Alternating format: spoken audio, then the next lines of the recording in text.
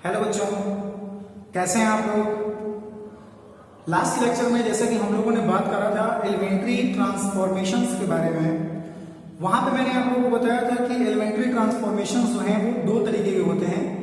एक होता है एलिमेंट्री रो ऑपरेशन और एक होता है एलिमेंट्री कॉलन ऑपरेशन या एलिमेंट्री रो ट्रांसफॉर्मेशन और एलिमेंट्री कॉलन ट्रांसफॉर्मेशन।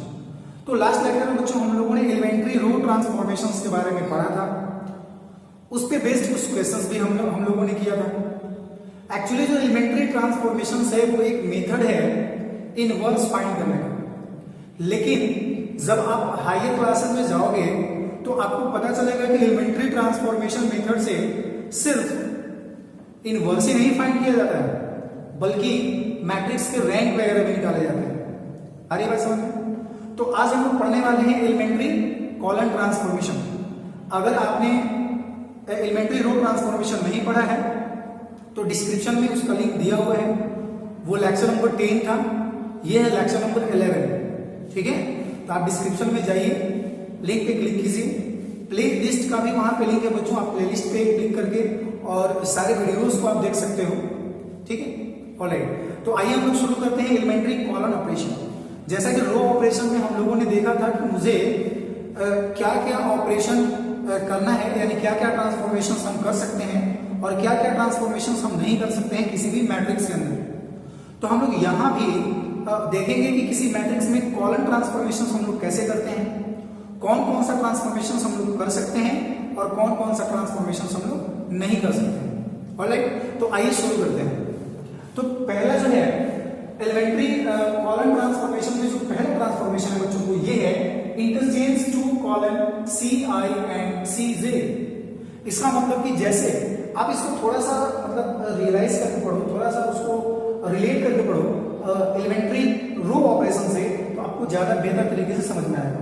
ठीक है, ऑलराइट। तो जैसा कि हमने पढ़ा था कि किसी भी दो रो या दो रो को हम लोग क्या कर सकते हैं, आपस में इंटरचेंज कर सकते हैं। कॉलन में भी बिल्कुल बच्चों वही ट्रांसफॉर्मेशन यूज होगा कि यहाँ पे हम लोग दो कॉलम को क्या कर सकते हैं, इंटरचेंज कर सकते हैं अपने जरूरत के मुताबिक। फॉर एग्जांपल अगर हमारे पास ए कोई मैट्रिक्स है, सपोज ए कोई मैट्रिक्स है A B C D E F G H I, तो यहाँ पे हम लोग दो कॉलम को, अब चूंकि देखो ये था first row, second row and third row. अब अगर कॉलम की बात मैं करूं तो ये जो है वो हो जाएगा फर्स्ट कॉलम, ये हो जाएगा सेकंड कॉलम और ये हो जाएगा थर्ड कॉलम। दैट मींस ये जो है वो फर्स्ट कॉलम है, ये सेकंड कॉलम है और ये थर्ड कॉलम है। फर्स्ट कॉलम के एलिमेंट कौन कौन से हैं, A B G. Second column के एलिमेंट कौन कौन से हैं, B E H. And third column के एलिमेंट कौन कौन से हैं, सी एफ एंड आई। ठीक है, इतनी बात आ रही है इसको? यस। अब सुनो, अब यहाँ पे जो पहला ट्रांसफॉर्मेशन है बच्चों वो क्या है, interchanging two column C I and C G. मतलब कि यहाँ पे हम लोग दो कॉलम को इंटरचेंज कर सकते हैं अपने मन के मुताबिक, यानी कहो कि अकॉर्डिंग टू क्वेश्चन। ठीक है, यहाँ पे हम लोग दो कॉलम को इंटरचेंज कर सकते हैं अकॉर्डिंग टू क्वेश्चन। ठीक है, ऑलराइट। तो अगर मुझे चेंज करना हो C1 इंटरचेंजिंग सपोज C3 करना हो और C3 इंटरचेंजिंग C1 करना हो, लिखने का तरीका बिल्कुल वही है बच्चों। तो यहाँ पे जो नया मैट्रिक्स मेरा मिलेगा ए, वो क्या हो जाएगा, अब जो C1 है उसको अपने को लिखना है C3 की जगह पे और जो C3 है उसको लिखना है कहाँ, C1 की जगह पे। चलो, तो C F I and C2 को तो ऐसे ही छोड़ देना है, B E H, इसको तो ऐसे ही छोड़ दो और C1 जो है वो चला जाएगा C3 की जगह पे। That means A D and C। ठीक है, तो यहाँ पे हम लोग क्या देख रहे हैं, यहाँ पे लोग देख रहे हैं कि किसी भी दो कॉलम को आप इंटरचेंज कर सकते हो। C1 इंटरचेंजिंग C2 कर लो, C2 इंटरचेंजिंग C1 कर लो। उस स्थिति में C3 को आपको ऐसे ही छोड़ना पड़ेगा, C1 को C2 की जगह पे लिखना पड़ेगा, C2 को C1 की जगह पे लिखना पड़ेगा। ठीक है, तो ये पहला ट्रांसफॉर्मेशन है। दूसरा ट्रांसफॉर्मेशन क्या है बच्चों, multiply the element of one column C I by a non zero element, है ना। अगर K कोई नन जीरो एलिमेंट है, ठीक है, उस नन जीरो एलिमेंट से हम किसी भी कॉलम को इंटरचेंज कर सकते हैं उसके मल्टीपल से। दैट मींस कि अगर मुझे ऐसा जरूरत महसूस हुआ कि ये जो मैट्रिक्स है इसमें मुझे कुछ इंटरचेंज करना है, ऐसे C1 इंटरचेंजिंग टू C1, है ना। यहाँ पे ये आप नहीं कर सकते हो, C1 इंटरचेंजिंग टू C3 नहीं कर किसी भी कॉलम को इंटरचेंज करना है तो आप उसी कॉलम के एलिमेंट्स के मल्टीपल से उसको इंटरचेंज कर सकते हो, ठीक है। ऑलराइट, तो यहाँ पे बताओ अब क्या होगा, अगर मैंने C1 को इंटरचेंज किया 2C1 से, तो C1 के जितने भी एलिमेंट्स हैं, है ना, ये C1 के जितने भी एलिमेंट्स हैं उसमें 2 का तो मल्टीप्लाई कर लो, दैट मींस ये आ जाएगा 2A 2D एंड 2C, ठीक है। बाकी ये C2 और C3 को मुझे एज इट इज छोड़ना है क्योंकि मैंने उसके ऊपर कोई ऑपरेशन नहीं लगाया है, तो B E H and C F and I, ठीक है। तो आप यहाँ पे क्या कर सकते हो, किसी भी कॉलम को आप इंटरचेंज कर सकते हो उसके मल्टीपल से, ये ध्यान रखना। आप ऐसा बिल्कुल नहीं कर सकते हो कि C1 इंटरचेंज कर रहे हो 3C2 से, ऐसा नहीं कर सकते हो, ये ऑपरेशन बिल्कुल आपका हो जाएगा गलत। ये आप ट्रांसफॉर्मेशन यूज नहीं करना कभी भी, ठीक है। मैंने पहले ही बताया था कि जैसे रो ऑपरेशन में किसी भी रो को अगर हम इंटरचेंज कर रहे हैं तो जिस रो को इंटरचेंज करना है उसमें उसके एलिमेंट्स होने चाहिए, उसको इंटरचेंज करने में उस रो का हाथ होना चाहिए। बिल्कुल वैसे ही बच्चों यहाँ पे किसी भी अगर मैंने कॉलम को इंटरचेंज करा तो उस कॉलम को इंटरचेंज करने में उस कॉलम का हाथ होना चाहिए, ठीक है। मतलब कि अगर मैंने C1 को इंटरचेंज करा तो C1 का एलिमेंट उसमें भाग लेना चाहिए, ऐसा बिल्कुल नेसेसरी है, ऐसा बिल्कुल जरूरी है, ठीक है। आई बात समझ में। ऑलराइट, तीसरा क्या है बच्चों, add to the elements of one column Ci k times the corresponding elements of a different column Cj।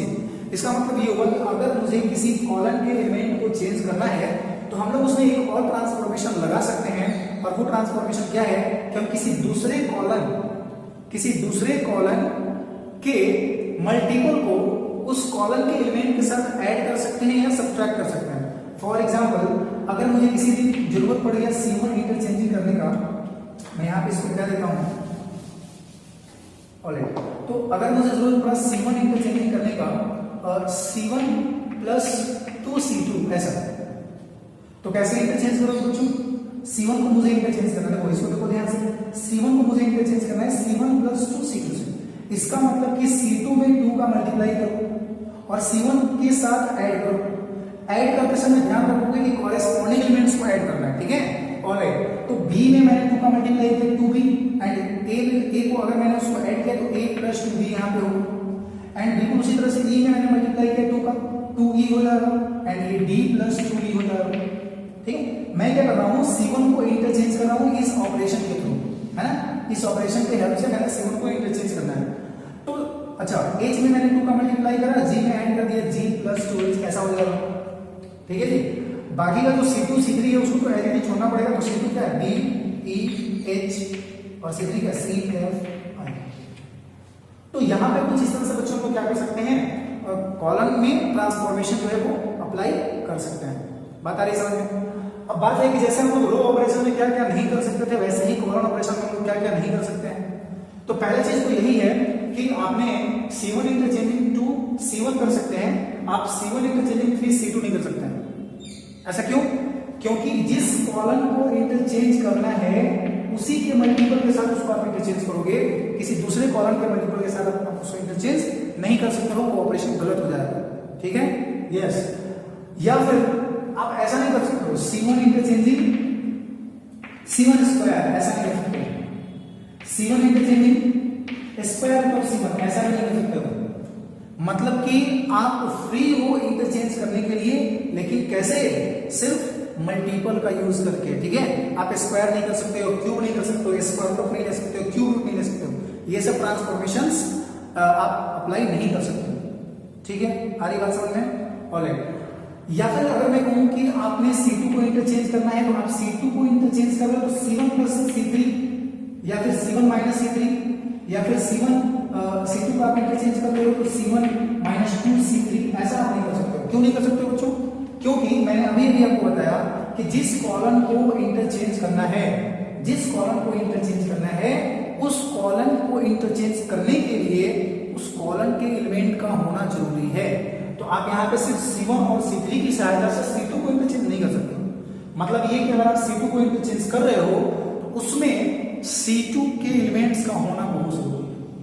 आई बात समझ में। तो ये था बच्चों क्या, elementary column operation, elementary column transformation, ठीक है। अब आइए हम देखते हैं, कुछ क्वेश्चंस करते हैं जिससे कि और ज्यादा तरीके से समझ में आएगा कि मुझे कॉलम ट्रांसफॉर्मेशन कैसे अप्लाई करना है। तो आइए देखते हैं कि हमारा पहला क्वेश्चन क्या है। तो हमारा जो पहला क्वेश्चन है बच्चों वो ये है, find inverse of matrix A by using elementary transformation where A is equals to, matrix दिया हुआ है 1 3 2 7। देखो पहली चीज तो यही है कि अगर आपने किसी मैट्रिक्स का इनवर्स फाइंड करना है तो सबसे पहले तो उसको स्क्वायर मैट्रिक्स होना चाहिए, ठीक है, पहली बात तो यही है। चलो तो ये तो स्क्वायर मैट्रिक्स है, इसका हम लोग इनवर्स फाइंड कर सकते हैं, ठीक है। ऑलराइट, तो देखते हैं कि इसका इनवर्स हम लोग कैसे फाइंड, अच्छा कैसे फाइंड करना है इसका inverse, by using elementary transformation method. Elementary transformation method का यूज करके मुझे इसका इनवर्स फाइंड करना है, ठीक है। तो यहाँ पे हम लोग एलिमेंट्री रो ऑपरेशन भी सीखे हुए हैं और एलिमेंट्री कॉलम ऑपरेशन भी सीखे हुए हैं, यानी कि एलिमेंट्री रो ट्रांसफॉर्मेशन मेथड से भी हम लोग इसको क्या कर सकते हैं, सॉल्व कर सकते हैं, और एलिमेंट्री कॉलम ट्रांसफॉर्मेशन से भी सॉल्व कर सकते हैं। लेकिन दोनों मेथड से जो उसका इनवर्स मैट्रिक्स है वो आना चाहिए सेम, है ना। ऑलराइट, तो आइए देखते हैं, स्टार्ट करते हैं। सबसे पहले बच्चों इसको हम सॉल्व करते हैं by elementary row transformation.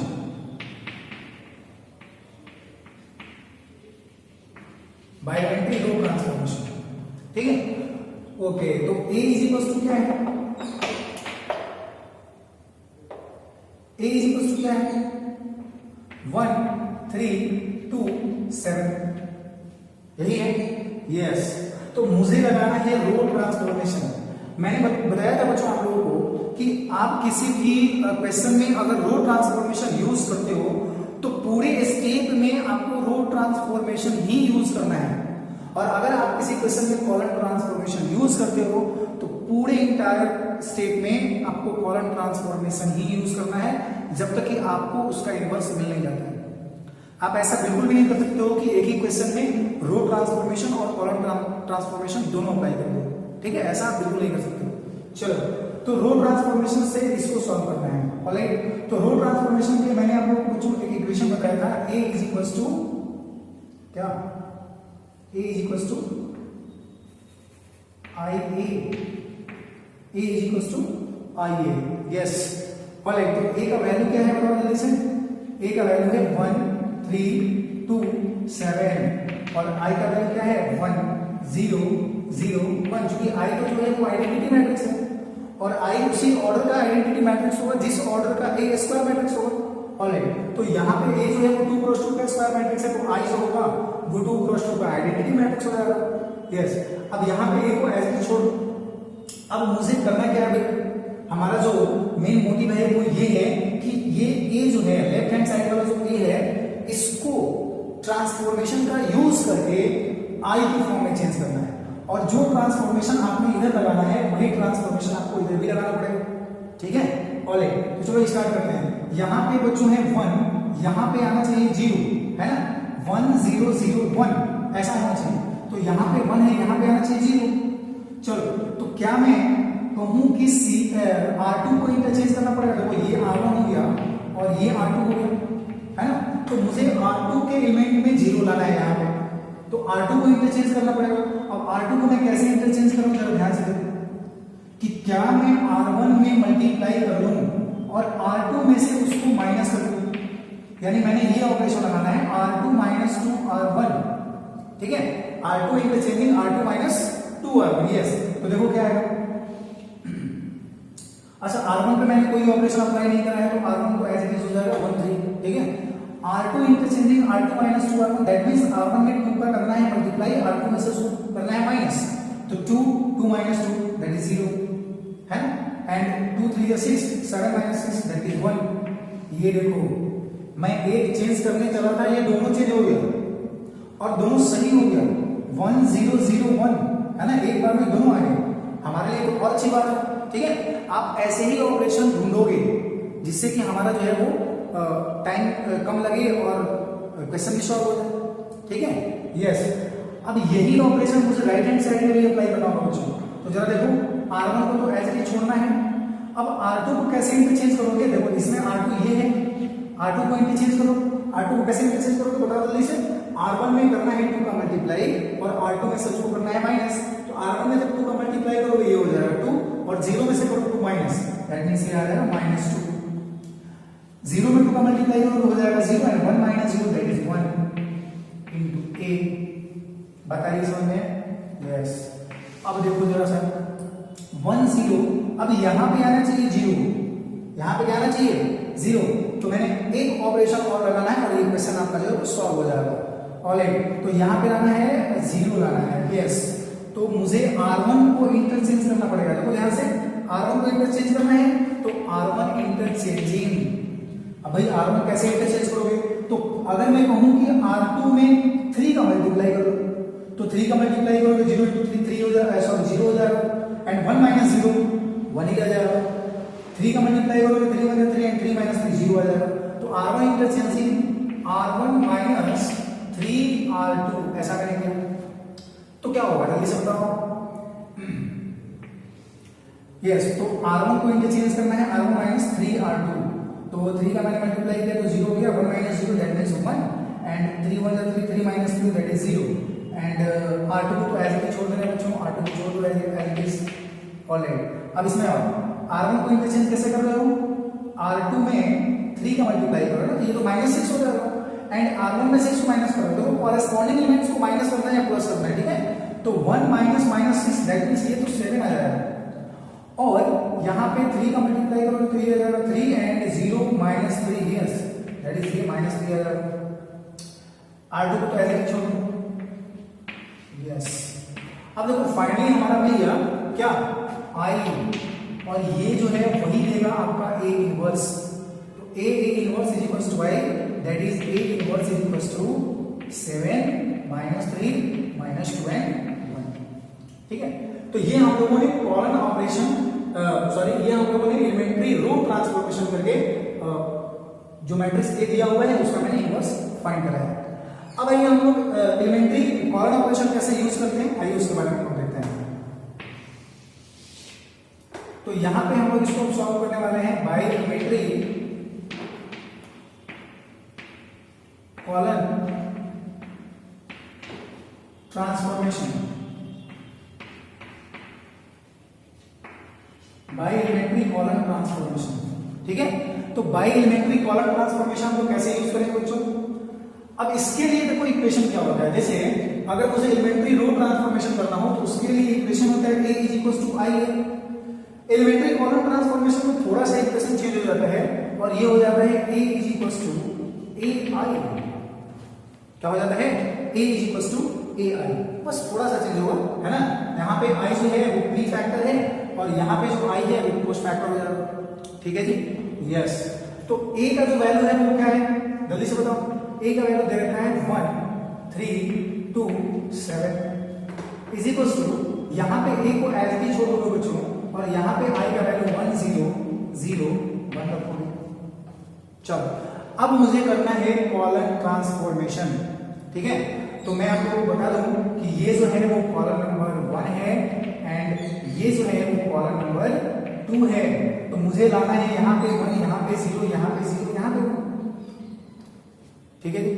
Alright, चलो तो यहाँ पे 1 है तो यहाँ पे 0 लाना है, यहाँ पे भी 0 लाना है, यहाँ पे 1 लाना है, ठीक है? तो मैं ऐसा सोच रहा हूं कि यहाँ पे 0 कैसे आएगा।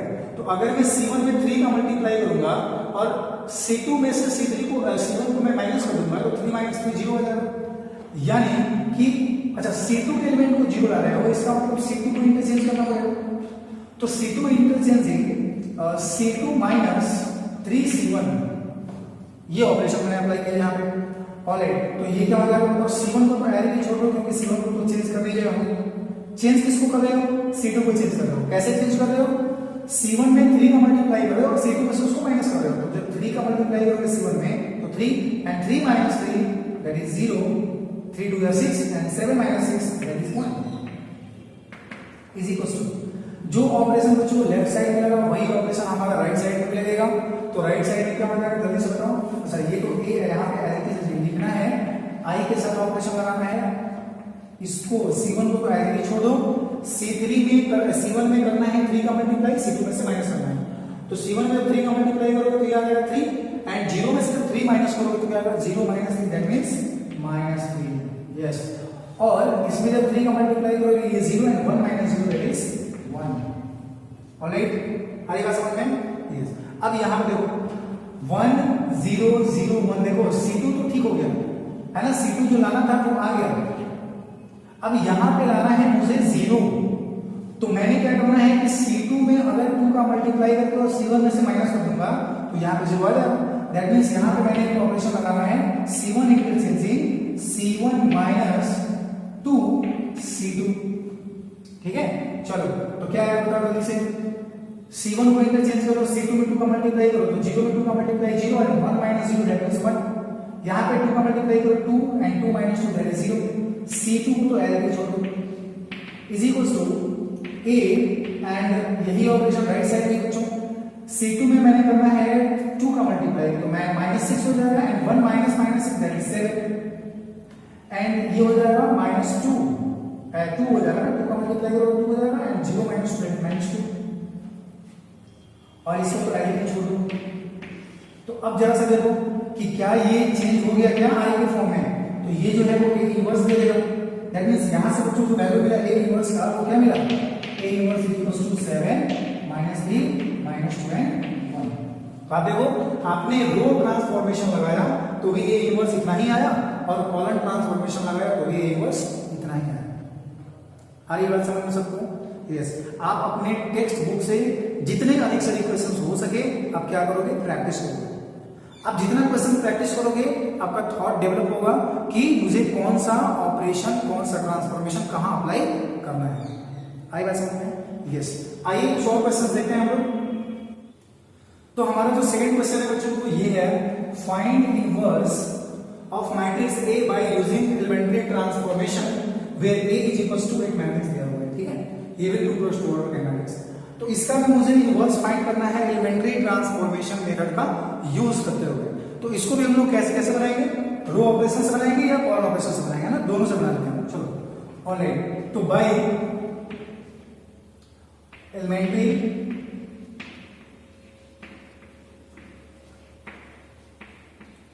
रो ट्रांसफॉर्मेशन,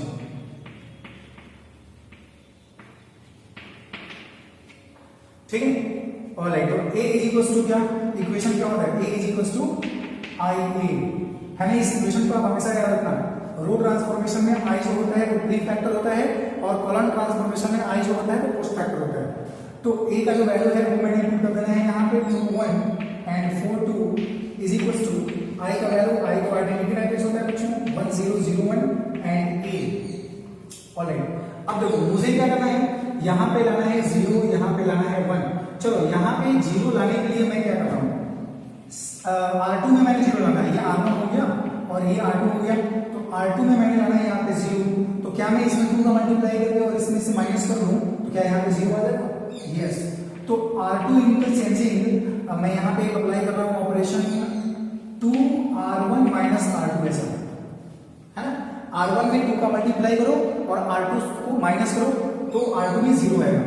तो यहाँ पे R1 को तो मैंने ऐसे छोड़ दिया and R2 interchanging 2R1 minus R2 मैंने दिया, यानी कि R1 में 2 का मल्टीप्लाई करो 2 to 4 and 4 minus 4 that is 0 and 2 1 that is 2 minus 2 that is 0 is equals to, यहाँ पे आओ R1 को तो ऐसे छोड़ दो, R2 को कैसे इंटरचेंज करना है 2R1 माइनस R2, यानी कि 2 का मल्टीप्लाई करो तो 2 और माइनस R2 करो 2 minus 0 that is 2 and 0 and 0 minus 1 that is minus 1 into A।